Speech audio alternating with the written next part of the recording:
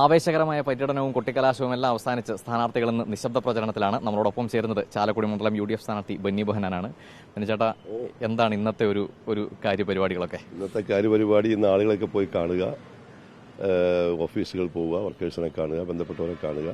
എൻ്റെ ഒരു ഫൈനൽ അസസ്മെൻറ്റും അതുപോലെ തന്നെ അന്വേഷണവുമാണ് ഇന്നത്തെ പരിപാടി.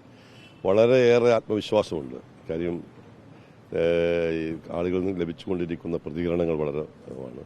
ഓരോ ദിവസം ചെല്ലും തോറും കേന്ദ്ര ഗവൺമെൻറ്റിനും സംസ്ഥാന ഗവൺമെൻറ്റിനും എതിരായി ചിന്തിക്കുന്ന ജനങ്ങൾ വളരെ അവരുടെ പ്രതിഷേധം ഈ തെരഞ്ഞെടുപ്പിൽ തീർക്കുമെന്നുള്ളതാണ് കാണുന്നത്.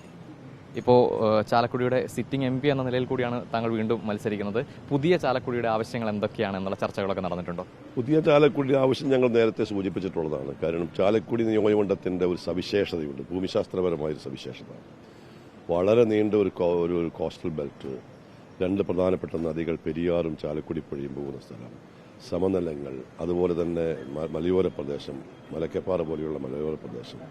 ഇതിനിടയിൽ ഒട്ടേറെ ടൂറിസ്റ്റ് കേന്ദ്രങ്ങൾ, അതിരപ്പള്ളി പോലെയുള്ള, അതുപോലെ കാലടി, കൊടുങ്ങല്ലൂർ, മലയാറ്റൂർ തുടങ്ങിയിട്ടുള്ള വളരെ പ്രസിദ്ധമായ ഒട്ടേറെ സ്ഥലങ്ങളൊക്കെയുണ്ട്.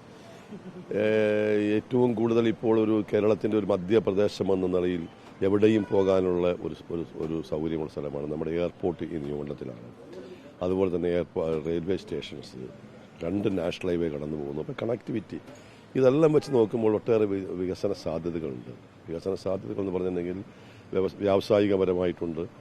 ഇന്ന് നമുക്കൊരു വ്യവസായത്തെ കൊണ്ടുവരുന്നതിന് ഏറ്റവും കൂടുതൽ ബാധിക്കുന്ന പ്രശ്നങ്ങളുള്ള സ്ഥലമാണ് ഈ കൊരട്ടിയിൽ. നമ്മളിപ്പോൾ നിൽക്കുന്ന കൊരട്ടിക്കടുത്താണ്.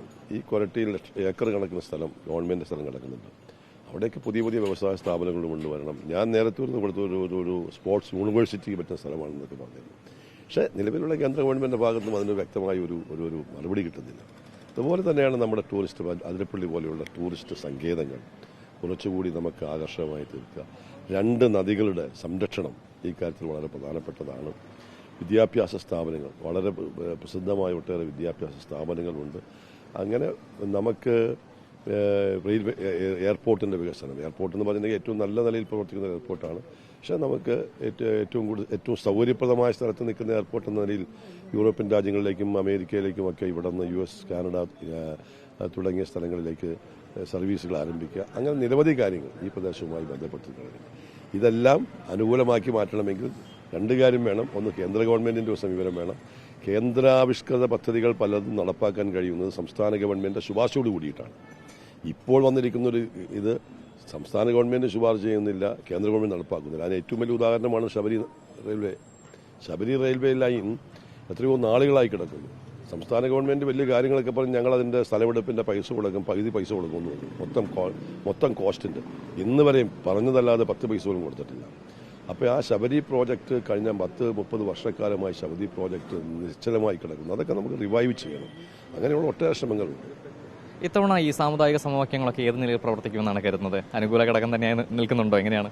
പൊതുവെ ചാലക്കുടിയുടെ രാഷ്ട്രീയവും സാമൂഹ്യപരമായ എല്ലാ ഘടകങ്ങളും ഐക്യജനാധിപത്യ മുന്നണിക്ക് അനുകൂലമാണ്. ഞങ്ങൾ വളരെ സംതൃപ്തരാണ് ആ കാര്യത്തിൽ. ഇനി മണിക്കൂറുകൾ മാത്രമാണ് അവശേഷിക്കുന്നത്. വോട്ടർമാരോട് എന്താണ് പറയാനുള്ളത്? വോട്ടർമാരോട് പറയാനുള്ളത്, കേന്ദ്രത്തിൽ ജനാധിപത്യ മതേതരത്വ സംരക്ഷണത്തിന് വേണ്ടി, ഭരണഘടനാ മൂല്യങ്ങൾ കാത്തുസൂക്ഷിക്കുന്നതിന് വേണ്ടിയിട്ടുള്ള ഗവൺമെൻറ് ഉണ്ടാകണം.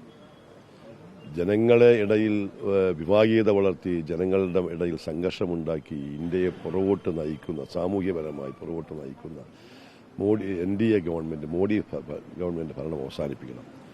കേരളത്തിലെ സ്ഥിതിഗതികൾ നമുക്കറിയാം, വളരെയേറെ ബുദ്ധിമുട്ട് അനുഭവിക്കുകയാണ്. ഇതിൻ്റെയൊക്കെ ഉത്തരവാദി ഈ സംസ്ഥാന ഗവൺമെൻറ്. അവർക്കൊരു താക്കീത് കൊടുക്കണം ഈ തെരഞ്ഞെടുപ്പിൽ. പിന്നെ ഈ നാടിൻ്റെ സമഗ്രമായ വികസനം, സൗഹാർദ്ദം, സ്നേഹം, സഹകരണം, സന്മനസ്, ഇതെല്ലാം കൂടി സമന്വയിപ്പിക്കുന്ന ഒരു രാഷ്ട്രീയ ശൈലി, പൊതുപ്രവർത്തന ശൈലി, ജനപ്രതികളുടെ ശൈലി, ഇതെല്ലാം ഈ തെരഞ്ഞെടുപ്പിലൂടെ നമുക്ക് ആസൂക്ഷിക്കണം. എന്തായാലും നിശബ്ദ പ്രചരണ ദിവസവും സ്ഥാനാർത്ഥികൾ തിരക്കിലാണ്. UDFനെ സംബന്ധിച്ചിടത്തോളം പൂർണ്ണ ആത്മവിശ്വാസമാണ് ചാലക്കുടിയിലെന്നും സ്ഥാനാർത്ഥി ബെന്നി ബെഹനാൻ പറയുന്നു. വീഡിയോ ജേർണലിസ്റ്റ് CP വിജീഷിനൊപ്പം reporter Ali Akbar Shah, in reporter, Chalakudy.